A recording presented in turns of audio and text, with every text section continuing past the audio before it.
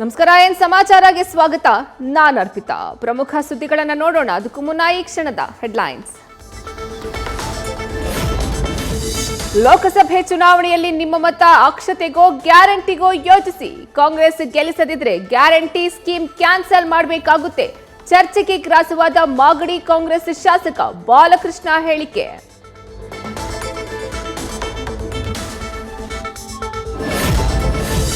ಲೋಕಸಭಾ ಚುನಾವಣೆಗೆ ಸೀಟು ಹಂಚಿಕೆ ಇನ್ನೂ ಅಂತಿಮ ಮಾಡಿಲ್ಲ. ಬಿಜೆಪಿ ಜೆಡಿಎಸ್ ಸರ್ವೆ ಬಳಿಕ ಟಿಕೆಟ್ ಹಂಚಿಕೆ ಫೈನಲ್.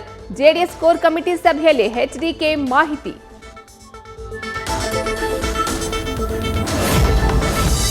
ಲೋಕಸಭಾ ಚುನಾವಣೆಯಲ್ಲಿ ಬಿಜೆಪಿಗೆ ಬೆಂಬಲ ನೀಡಲು ಗಣಿ ಧಣಿ ಉತ್ಸುಕ. ಇಂದು ಪಕ್ಷದ ಕಾರ್ಯಕಾರಿಣಿ ಸಭೆ ಕರೆದ ಜನಾರ್ದನ್ ರೆಡ್ಡಿ.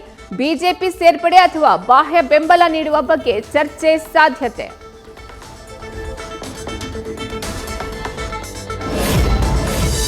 ರಾಜ್ಯದಲ್ಲಿ ಬಿಜೆಪಿಗೆ ಬೆಂಬಲ ನೀಡಲು ಜನಾರ್ದನ್ ರೆಡ್ಡಿ ನಿರ್ಧಾರ ವಿಚಾರ. ದೆಹಲಿಯಲ್ಲಿ ಅಮಿತ್ ಶಾ ಭೇಟಿಯಾಗಿ ಶ್ರೀರಾಮುಲು ಮಾತುಕತೆ. ಜನಾರ್ದನ್ ರೆಡ್ಡಿ ಸೇರ್ಪಡೆಯ ಲಾಭ ನಷ್ಟದ ಬಗ್ಗೆ ಸಮಾಲೋಚನೆ.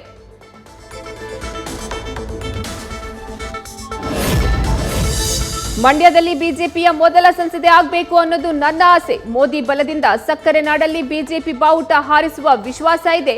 ಪರೋಕ್ಷವಾಗಿ ಮಂಡ್ಯ ಬಿಜೆಪಿ ಟಿಕೆಟ್ಗೆ ಬೇಡಿಕೆ ಇಟ್ಟ ಸಂಸದೆ ಸುಮಲತಾ.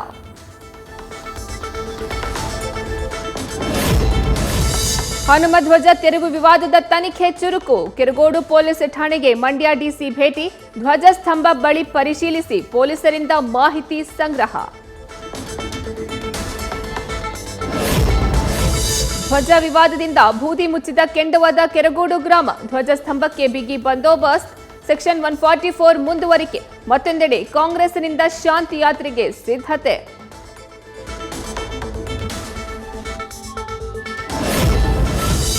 ಕೆರಗೋಡು ಗ್ರಾಮ ಪಂಚಾಯಿತಿ ಸಭೆಯ ನಡಾವಳಿ ಪುಸ್ತಕ ನಾಪತ್ತೆ ಆಗಿಲ್ಲ. ಮೇಲಾಧಿಕಾರಿಗಳ ಗಮನಕ್ಕೆ ತಂದೆ ನಡಾವಳಿ ವಶಕ್ಕೆ ಪಡೆದಿದ್ದೀವಿ.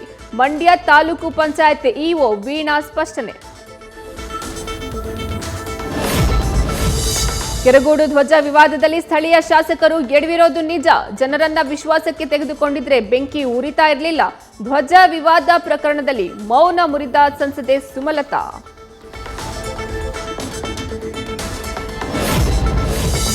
ರಾಷ್ಟ್ರ ಧ್ವಜವನ್ನ ಉಗ್ರ ಸಂಘಟನೆಯ ಧ್ವಜಕ್ಕೆ ಹೋಲಿಸಿದ ಆರೋಪ. ಸಿಟಿ ರವಿ ವಿರುದ್ಧ ಶಿವಮೊಗ್ಗದಲ್ಲಿ ಯುವ ಕಾಂಗ್ರೆಸ್ ದೂರು. ರಾಷ್ಟ್ರೀಯ ಧ್ವಜ ಸಂಹಿತೆ ಕಾಯ್ದೆಯಡಿ ಕೇಸ್ ದಾಖಲಿಸಲು ಒತ್ತಾಯ.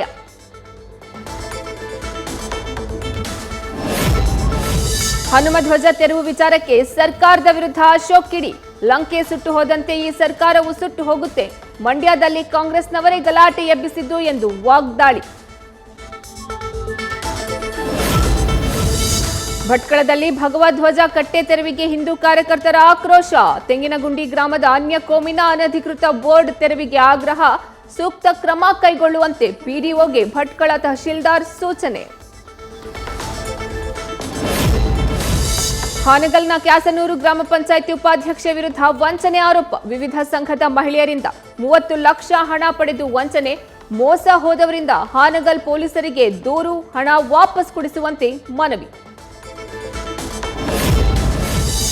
ನ್ಯೂಸ್ ಫಸ್ಟ್ ವರದಿ ಬೆನ್ನಲ್ಲೇ ಎಚ್ಚೆತ್ತ ಹಿರಿಯೂರು ಪೊಲೀಸರು. ಡೆಡ್ಲಿ ವೀಲಿಂಗ್ ಮಾಡಿ ಸಾಮಾಜಿಕ ಜಾಲತಾಣದಲ್ಲಿ ಹಾಕ್ತಾ ಇದ್ದ 2 ಯುವಕರು ವಶಕ್ಕೆ. ಇದು ನ್ಯೂಸ್ ಫಸ್ಟ್ ವರದಿಯ ಇಂಪ್ಯಾಕ್ಟ್. ಜಯದೇವ ಹೃದ್ರೋಗ ಆಸ್ಪತ್ರೆಯ ನಿರ್ದೇಶಕರ ಸೇವಾವಧಿ ಇಂದು ಮುಕ್ತಾಯ. ಆಸ್ಪತ್ರೆ ಸಿಬ್ಬಂದಿಯಿಂದ ಡಾಕ್ಟರ್ ಸಿಎನ್ ಮಂಜುನಾಥ್ಗೆ ಭಾವುಕ ಬೀಳ್ಕೊಡುಗೆ. ಇಂದು ಸಿಎಂ ಸಭೆಯಲ್ಲಿ ನೂತನ ನಿರ್ದೇಶಕರ ನೇಮಕ. ಇಂದಿನಿಂದ ಸಂಸತ್ನಲ್ಲಿ ಬಜೆಟ್ ಅಧಿವೇಶನ ಆರಂಭ. ಮೊದಲ ದಿನ ಜಂಟಿ ಸದನ ಉದ್ದೇಶಿಸಿ ರಾಷ್ಟ್ರಪತಿಗಳ ಭಾಷಣ. ನಾಳೆ ನಿರ್ಮಲಾ ಸೀತಾರಾಮನ್ರಿಂದ ಮಧ್ಯಂತರ ಬಜೆಟ್ ಮಂಡನೆ.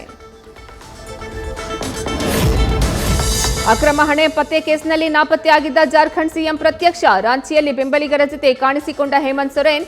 ಇಡಿ ಬಂಧಿಸಿದ್ರೆ ಸೊರೇನ್ ಪತ್ನಿಗೆ ಸಿಎಂ ಪಟ್ಟ ಸಾಧ್ಯತೆ.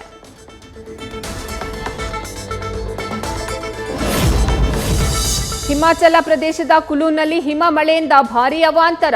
ರೋಹ್ಟಾಂಗ್ನ ಅಟಲ್ ಸುರಂಗದ ದಕ್ಷಿಣ ಭಾಗದಲ್ಲಿ ಸಿಲುಕಿದ್ದ ವಾಹನಗಳು. ಹಿಮದಲ್ಲಿ ಸಿಲುಕಿದ್ದ 300 ಪ್ರವಾಸಿಗರನ್ನ ರಕ್ಷಿಸಿದ ಪೊಲೀಸರು.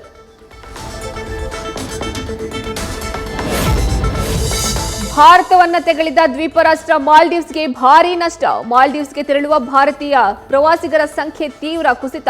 ಪ್ರಧಾನಿ ಮೋದಿ ಬಳಿ ಕ್ಷಮೆ ಕೋರಲು ಅಧ್ಯಕ್ಷ ಮುಯಿಝುಗೆ ವಿಪಕ್ಷಗಳ ಆಗ್ರಹ.